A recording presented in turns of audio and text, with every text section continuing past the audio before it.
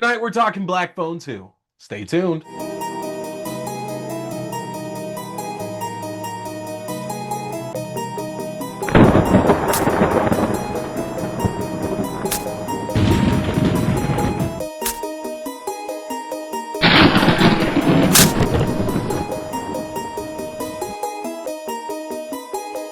What's going on, everybody? Welcome to the show. I appreciate you tuning in for another brand new review. Tonight in movie reviews, we're talking Black Phone 2. I got a chance to go and check out an early screening of this one thanks to my friends at Geek, and I'm here with all of the juicy details for y'all before it opens up this weekend in theaters everywhere.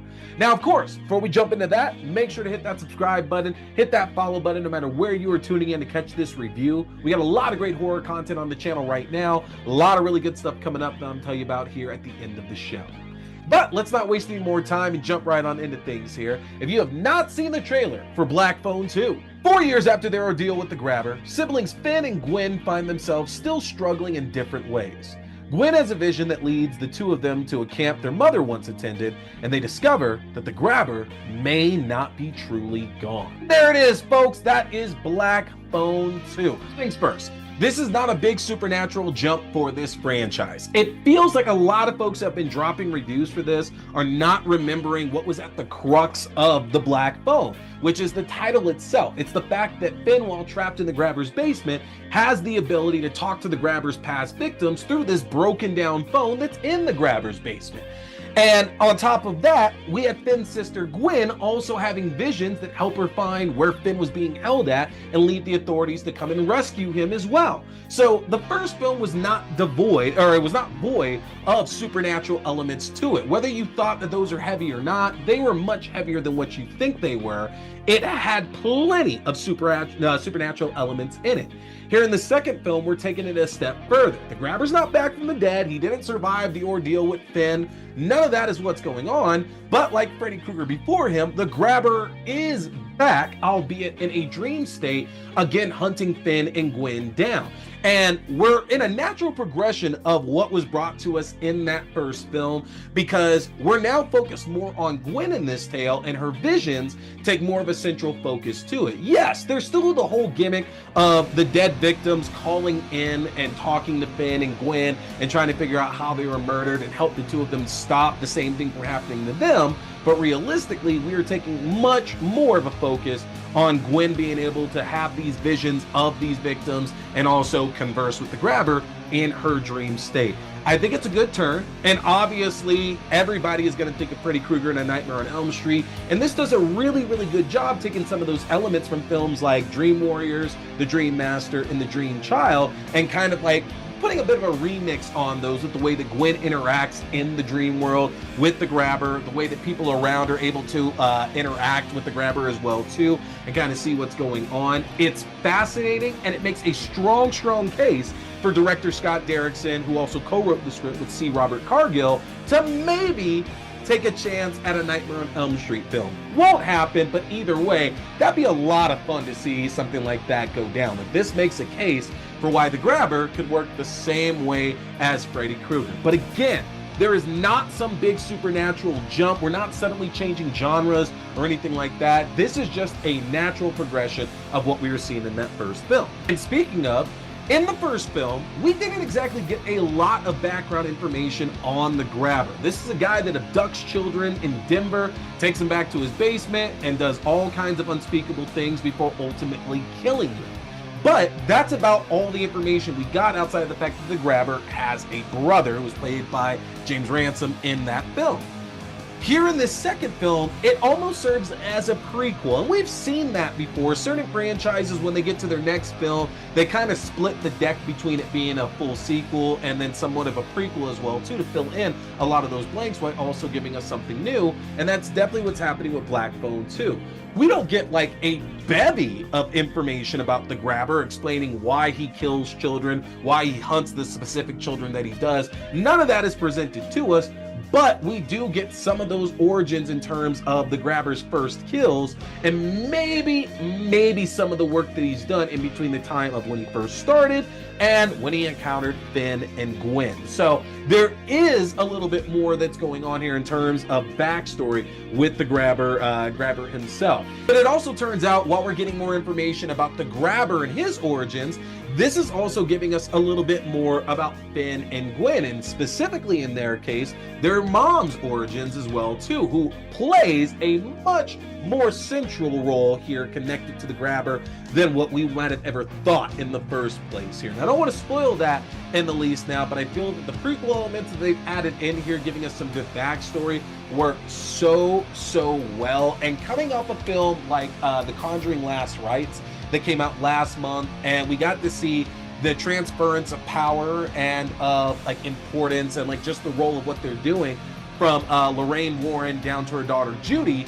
It's kind of the same thing that we're seeing here in Black Phone 2. And to be honest, and I'll talk about it a little bit more later on, I would not be shocked if this is the path that we're going to follow if by some reason we get a Black Phone 3. And all the better for us for it too, because Madeline McGraw and Mason Thames, who both return in the same roles for the second film, are again firing on all cylinders. You know, in my review for the original Black Phone, I said Madeline McGraw was amazing. She was the standout in this film, which says a lot, because we had a great Ethan Hawke performance, we had a tremendous performance by Mason Thames, and yet Madeline McGraw was the one that I kept coming back to. She was ferocious, she was hilarious, she did an excellent job conveying a broken heart, both for trying to find her brother and dealing with this person that's supposed to be her father at home as well too. Like, for such a young age, the amount of experience, the amount of emotion that was put into that performance was just incredible. And y'all, she blows it out of the water here in this second film. You know, I just got done talking about transference, but that happens here in like the casting as well too, because Gwen is now our central character. She's our lead. It's not that Mason Thames' Finn is now just suddenly only in a few scenes or not featured that much. He is still very much a main character, but to be quite honest, the focus is not as much on him as I think the marketing and maybe even everything that happened in the original film would lead you to believe. He of course plays a central role here, but this is Gwen's movie and she easily is able to carry it. You know, I just mentioned the fact that I think that this might be the right way to go for a sequel, and I mean that entirely. This film deals a lot with Finn not dealing with the trauma of being captured by the Grabber and holding in a lot of anger, a lot of fear, and not knowing how to properly deal with that and mend those relationships with his family as well here.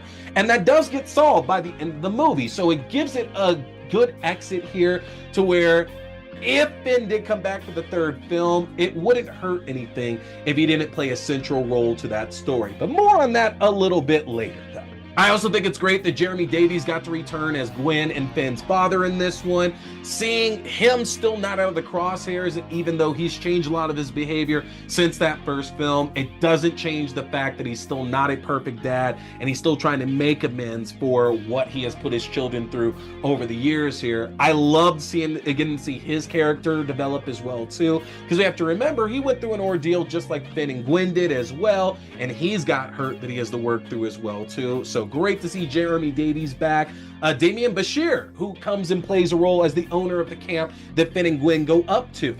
He's been doing a lot of horror in the last 5 to 10 years now. I mostly know him from Weeds, what is it, The Ungrateful Eight? The Hateful Eight? I always forget the Netflix one versus the Quentin Tarantino one.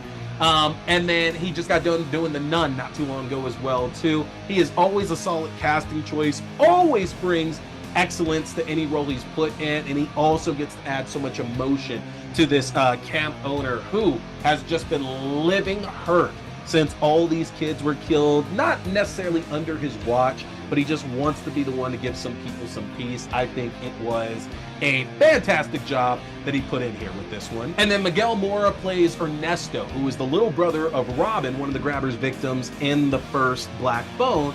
And funny enough, Miguel Mora played Robin in that film, so returning to play Robin's younger brother, Ernesto, who immediately believes what's going on here with Finn and Gwen, and also has a bit of a romantic interest in Gwen. I think that's a little bit of a tongue-in-cheek casting that made me smile, and Moore does a good job here. Now, something that's fascinating here about this franchise is the low body count. For such a brutal, mean, messed up story about this guy who abducts and kills children, we're really not given much there for it. Like, yeah, we saw the flashbacks and the visions of what happened to these kids in the first film, and we get more of that and more graphic detail here in the second. Seriously, a lot more blood, a lot more brutality in this one for sure on children in this. They do not hold back on this one at all. But outside of that, in terms of actual victims we're seeing on screen, like in the time that the film is set, we don't get a lot of that here. And I think we have a max of 2 victims across the total of these 2 films. And I'm not going to spoil who those are, but if you think you already know who those 2 victims are, you're probably right. And somehow this still manages to be an effective tale that doesn't necessarily need people dying in it in present time in order to sell the story that they're selling. Going back to the past and focusing on these kids is a great idea because they're the most vulnerable, and it's very clear the grabber does not give them any kind of mercy with the way he carries things out.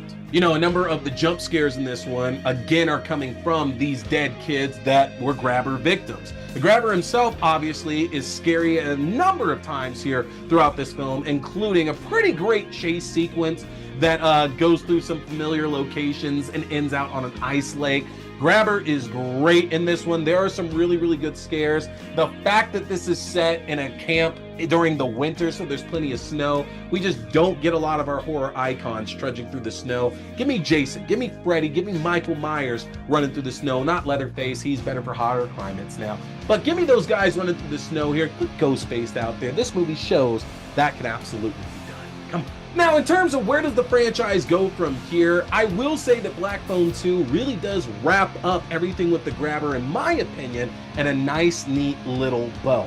I don't see that if we got a third film in this franchise, what sense it would make to bring him back without somehow wrecking the emotional progression that we've made across these 2 films. But I actually don't think the franchise is done. I think the grabber needs to be done, but it's very, very clear here that we're putting a heightened focus on Gwen and these visions that she has, this power of sight that she's working with here. And I do think that if we get a third film, we might actually see Finn end up being the victim finally and actually get killed off. Because again, I can't imagine Mason Thames is going to be looking to take on a more central role if another film happens. His career has been blowing up tenfold since that first film. And so I don't think it would make that much sense for him to do a third one outside of a cameo or a role that mostly has him as a ghost that Gwen is seeing. So that's where I'm kind of at here for a third film if that ends up happening. But I'm curious what y'all think. Let me know about that one in the comment section. Overall, I think the Black Phone 2 is an improvement on the original film in every way. I think the downside for a lot of people is going to be the fact that it might not feel as original as that first one because it came out of nowhere, right? But even that, again, is based on a Joe Hill short story. So if you could ignore that fact, I think this is a big improvement over the first film. Madeline McGraw, again, is the standout from this film, putting in amazing work and showing that if she does choose to stay in horror, she's got a great career ahead of her. And if she doesn't, she's still going to have a great career ahead of her here. Downside on this one is the lack of Ethan Hawke featured in this film, to the point to where he does a lot of voice work and the voice work is amazing, but I don't know if I believe that he was the man behind the mask and the majority of these shots. Like, because we get to see a younger grabber that's obviously played by somebody else, but I'm now not convinced that Ethan Hawke was playing the grabber any of the shots that we saw outside of maybe 1 or 2. That's going to be a mystery that we need to find out. But that's really the downside here to it, is that he just doesn't get more time to where we actually are interacting with him versus him just like talking through the phone and having the complete mask on and just kind of being a presence there for it. So overall, I'm giving Black Phone 2 a 4.5 out of 5 stars. This was a strong, solid performer. It makes me interested in seeing a third entry in this franchise. And if we don't get one, it is a good ending, a good send-off for it as well, too.